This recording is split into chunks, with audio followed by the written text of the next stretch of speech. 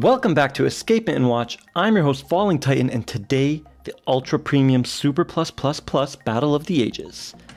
3 pluses because it's the third battle on the channel, and this is going to be the best battle. Why?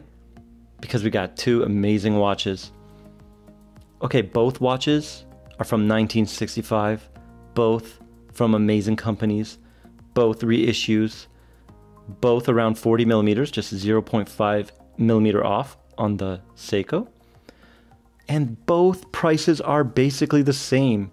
This one, roughly $2,000, but they are very commonly discounted at the AD or gray market, and you can easily get this for $1,500 to $1,700 USD, depending on your situation. All right, guys?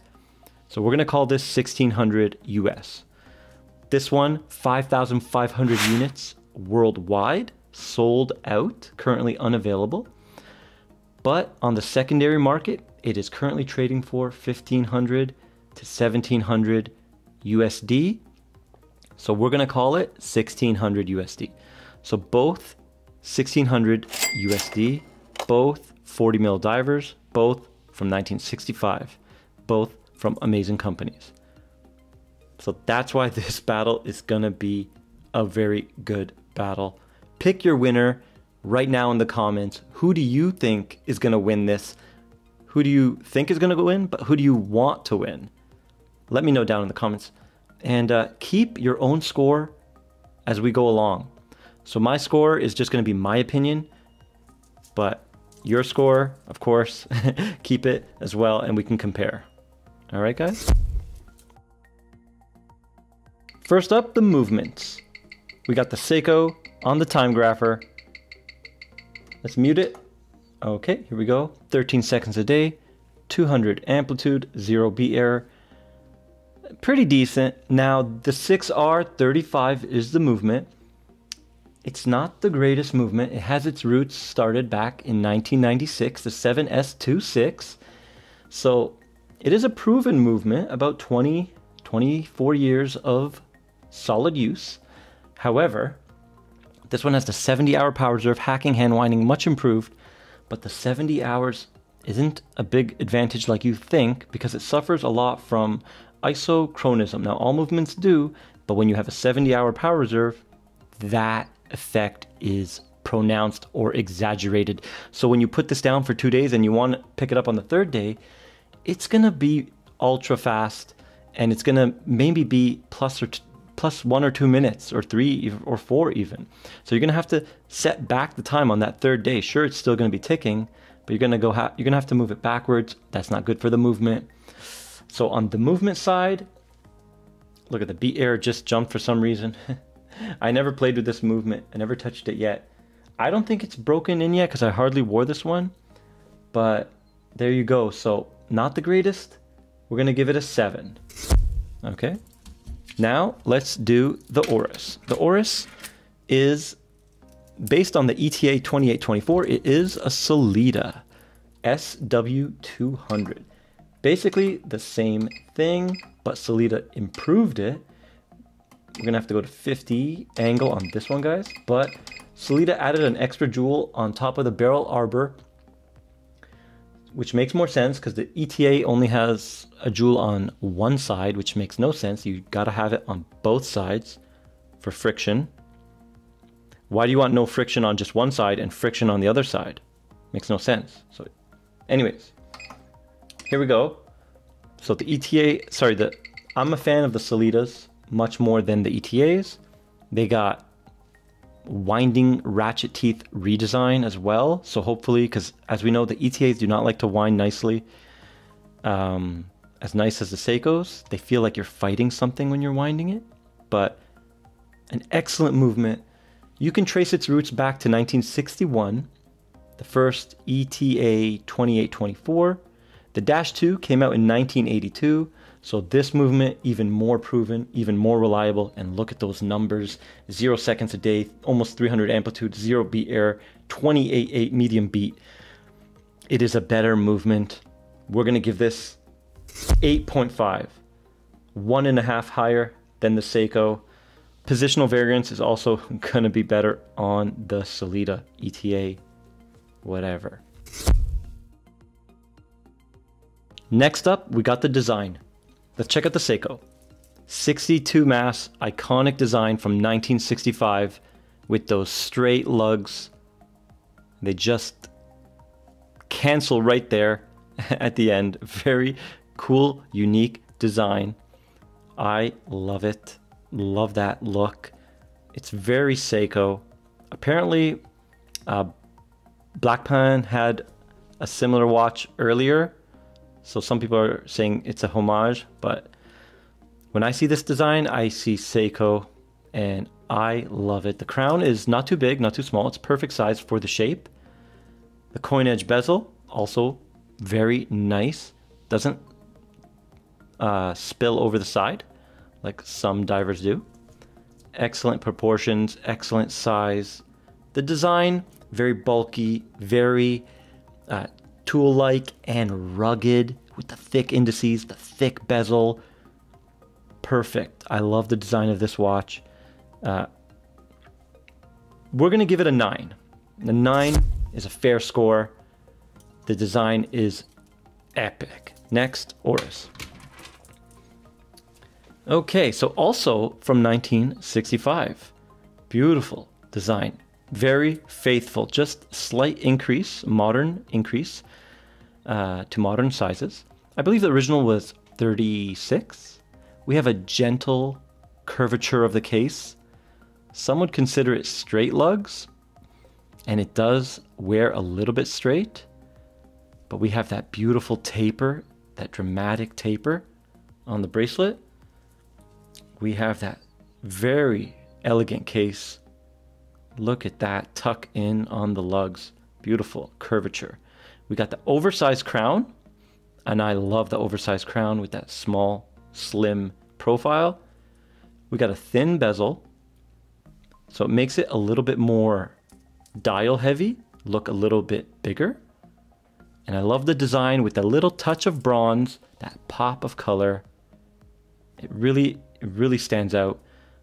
I'm a fan of it. The rivets on the bracelet, it really doesn't bug me. I know it bugs a lot of people, but you hardly notice them.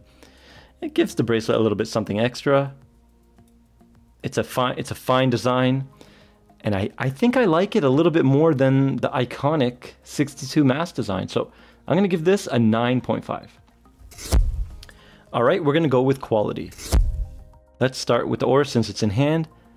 The bracelet, ultra smooth, ultra soft, feels quality. It is pin and collar, but that doesn't hurt the quality. We have a milled clasp. Everything works. Everything is super smooth. The crown, buttery smooth. It even has a clutch mechanism like Rolex, so when you want to push it in and screw it in, it doesn't wind the movement. It's just unbelievably smooth. So the quality is there. The bezel doesn't sound the greatest, so a little bit of a ding there on the quality. But everything else, the hands are finished immaculately. I didn't see any issues under macro. The sapphire is perfect. So quality is very high on this watch. We're gonna give it a 9. Now the Seiko. This watch has been a huge step up in quality from Seiko. The case lines are laser sharp, the bevels, the polish, the brushing. It really brought Seiko up to a new level, and the price increase kind of shows that. So very nice case quality, and the bezel action, this feels premium. Perfect pressure. Not too stiff, not too weak, perfect. I love this bezel so much. The crown, also the smoothest Seiko crown I've ever. It feels very close to the ORIS. Very close. Now the bracelet, all milled. It's a pin and collar system exactly like the ORIS. All solid links, solid end links exactly like the ORIS. But this one has a diver's extension, which is an advantage, but I find it as a disadvantage. It is a little bit uncomfortable, and it's not the greatest. It's a pressed diver's extension. It's not milled. So a little bit of a ding there, but hands are perfect. Finishing, the brushing and polishing on the hands, the dial, unbelievable. Very high quality watch. We're gonna also give this a 9. So a tie for quality. Both are excellent quality. Performance, you know what? Let's stick with the Seiko. Performance, 200 meters of water resistance, screw down crown, sapphire crystal, stainless steel insert, and diver's extension. So performance gonna be amazing. Compared to the ORIS, which only has 100 meters water resistance, aluminum insert, still screw down crown. Again, the 100 meter water resist is less, but, oh, and no diver's extension. So performance is gonna suffer a little bit on the ORIS. We're gonna give the ORIS a 7.5, especially with the lower power reserve as well. And the Seiko, a little bit higher with that increased water resistance and power reserve. Both have sapphire, both stainless steel. Performance, a little bit better. We're gonna give this an 8, okay? I'm still dinging the Seiko because the movement, as we saw in the beginning, that dinged the performance, because I know Seiko can give us the 6L movement, the one that they made to compete with the Swiss. That one would crush this one. Oh man, come on Seiko, charge 2 grand and give me that movement. Next, Lume. Okay, here is the Lume. Now it is pretty obvious who wins this one. The Seiko destroying the ORIS. The ORIS hands are pretty good, but the indices are very weak. And on real world usage, whenever I need it in twilight, I can always read the Seiko, and the indices on the ORIS are basically always dead. But the hands, second hand and Lume pip on the bezel of the ORIS is great. So at least the most important parts you can see, so you can judge the time when you're diving. But anyways, this is a slaughter. We're gonna give the Seiko an 8. And unfortunately, the ORIS, with its pathetic Lume, 5.5.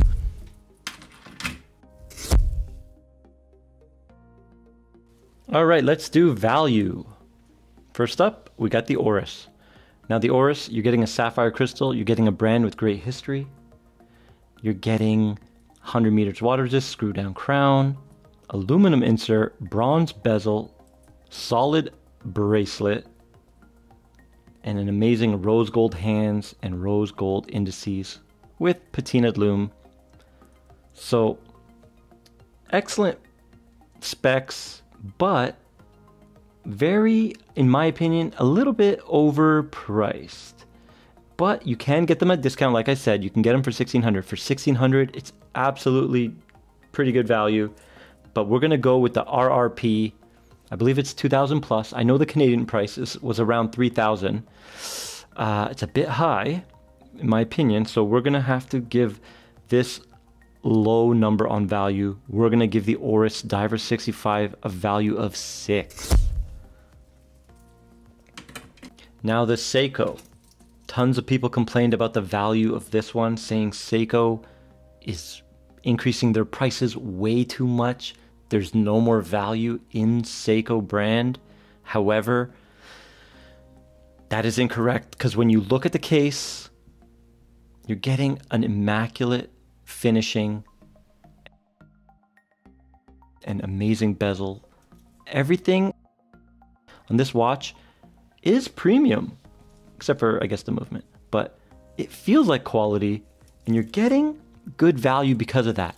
A little bit more, in my opinion, than the ORIS even. Now, it's still not the greatest value. It's still expensive, and some would argue as well overpriced. Now it's going to be everyone's opinion. I believe this is a fair price at 1500. But I just wish we got a little bit of an upgraded movement, the 6L. But I know SEIKO, and I know they would charge over 2000 for that amazing movement. So I'm going to have to ding it on value there. So I feel like it's a bit better value than the ORIS. That's the best way I can explain it. And this is a 7. All right. Now brand. Let's just stick with the SEIKO. What can we say about SEIKO? The brand, unbelievable. Many industry firsts, many progressions for horology, many. That's all I can say. SEIKO, I've done it before and you guys know it. The brand, unbelievable. 1881, I believe. So very old, very storied brand with a huge following. And of course, it deserves it. So right away, the brand mark for SEIKO, 9 out of 10. Very powerful mark, very powerful brand. You can be proud to own a SEIKO, and millions of people are. Now, ORIS. What do we think about ORIS? ORIS is an underappreciated brand. They are independent. They are amazing. So being independent nowadays in this industry is tough. So ORIS doing what they do best, making watches. They were bought out by what became the Swatch Group for, I believe, 13 years in the 60s and 70s. And Swatch Group was kind of dinging them and handicapping them. So they separated again, and I think they weren't allowed to make automatic movements for a period. So now they rely on ETAs or Solitas because of that big ding in their history. But now they're independent again, and they do have in-house movements. They're getting back to form. So ORIS is from 1904, but they're up and coming once again. There was a point in time, I forget the exact number, but they were like the number 4 or number 2 in the world for sales. So epic brand, very respectable. Doesn't have as many firsts as SEIKO, but still a very high-end, very beautiful brand. Everyone should take a look at ORIS, give them a shot. It's a great watch and it's a great company, and there's a little bit of bragging rights when your company is independent and fully, well, it's not fully vertical integrated like SEIKO, where they make everything, even the oils, but pretty close. And if you buy an ORIS with their own in-house, you're gonna get close there. So very respectable brand. I love ORIS. I'm a huge fan. 8.5, not as strong as SEIKO at 9, but 8.5.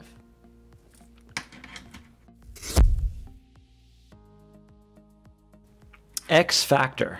All right, let's start with the ORIS. This watch has it. There's something about it.